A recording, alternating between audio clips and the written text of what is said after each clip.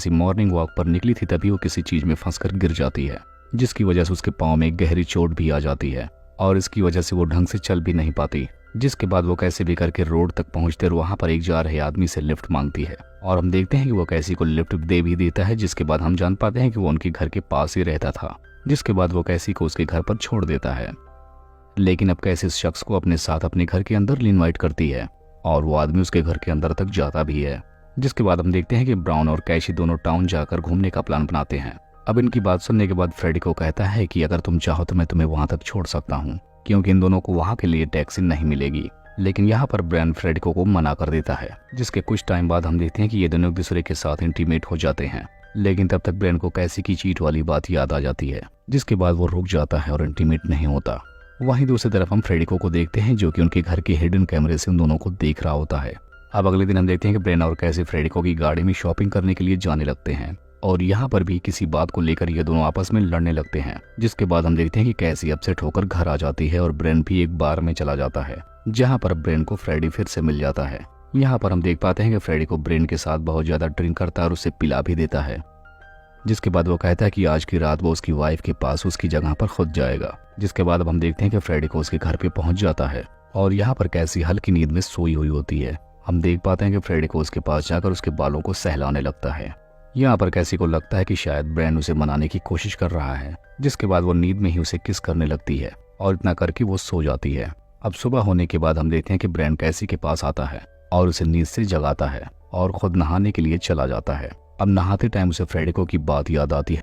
जिसके बाद वो कैसी से पूछता है कि क्या फ्रेडिको रात में यहाँ पर आया था, लेकिन उसे कुछ भी याद नहीं होता और वो ब्रायन से इस बात को लेकर झगड़ा करने लगती है और वो कहती है कि फ्रेडिको एक अच्छा आदमी है और उसने कई बार हमारी मदद की है। जिसके बाद अब ब्रायन कैसी को मनाने लगता है। जिसके बाद अब वो कैसी के साथ इंटीमेट होने वाला था, इसलिए वो बेसरूम में जाकर वाइन लेने के लिए जाता है, लेकिन तब तक अचानक से बेसमेंट का दरवाजा बंद हो जाता है, जिसकी वजह से ब्रायन वहां से बाहर नहीं निकल पाता। वहीं दूसरी तरफ हम फ्रेडिको को देखते हैं जो कि अब भी कैसी के घर पर ही मौजूद था। यहाँ पर फ्रेडिको कैसी के लिए क्लॉथ और एक नोट रख देता है और उस नोट को पढ़कर कैसी उस कपड़े को पहन लेती है। जिसके बाद वो अपनी आंखों पर पट्टी बांध लेती है। उसे लगता है कि यह सब कुछ ब्रायन ने उसे मनाने के लिए किया है। जिसके बाद अब फ्रेडिको उसके पास आता है और इंटीमेट होना शुरू हो जाता है। जिसके बाद इधर ब्रायन को एक हिडन दरवाजा मिलता है, जिससे होते हुए वो एक रूम तक पहुंच जाता है। अब ब्रायन की आने की आवाज सुनकर फ्रेडिको वहां से भाग जाता है। जिसके बाद अब कैसी जब अपनी आंखें खोलती है तो उसे बहुत अजीब लगता है कि आखिर ब्रायन उसे बीच में ही छोड़कर कहाँ भाग गया। लेकिन तब तक उसके मोबाइल पे एक मैसेज आता है जिसमें ब्रायन 2 लड़कियों के साथ इंटीमेट हो रहा था। अब इतना सब कुछ देखने के बाद कैसी को बहुत ही गुस्सा आता है। जिसके बाद अब बेसमेंट से बाहर आकर ब्रायन एक रूम में पहुंच जाता है। वहां पर ब्रायन भी कैसी का एक वीडियो देखता है जिसमें कैसी उसके साथ इंटीमेट हो रही थी। अब फ्रेडिको के साथ कैसी को इंटीमेट होता हुआ देखकर ब्रायन के होश उड़ जाते हैं। इधर कैसी उसे ढूंढते हुए उसके पास आ रही थी और उसको आकर बार वाली वीडियो दिखाती है। यहाँ पर कैसी उसे समझाने की बहुत कोशिश करता है, लेकिन कैसी उसकी एक भी नहीं सुनती। जिसके बाद वो अपना मोबाइल तोड़कर फेंक देती है, जो कि सीधा जाकर एक मिरर पर लग जाता है। अब मिरर के टूटने के बाद उन्हें पता चलता है कि उस शीशे के पीछे एक हिडन कैमरा भी लगा है। अब कैमरा देखने के बाद वो दोनों समझ जाते हैं कि यह सारा काम फ्रेडिको का है और फ्रेडिको भी यह सब कुछ दिख रहा होता है और इसे समझ में आ जाता है कि इसके बारे में अब इन दोनों को सब कुछ पता चल चुका है। और इसके बाद फौरन अब फ्रेडिको उनके घर पर पहुंच जाता है। यहाँ पर ये दोनों फ्रेडिको से काफी ज्यादा डरे हुए थे। यहाँ पर ये दोनों कहते हैं कि फ्रेडिको के इस हरकत के बारे में वो कभी किसी को नहीं बताएंगे, लेकिन फ्रेडिको यहाँ पर हंसते हुए कहता है कि ये सब कुछ उसने काफी लोगों के साथ कर चुका है, जिसकी वजह से उसे अब कैसी से प्यार हो गया है।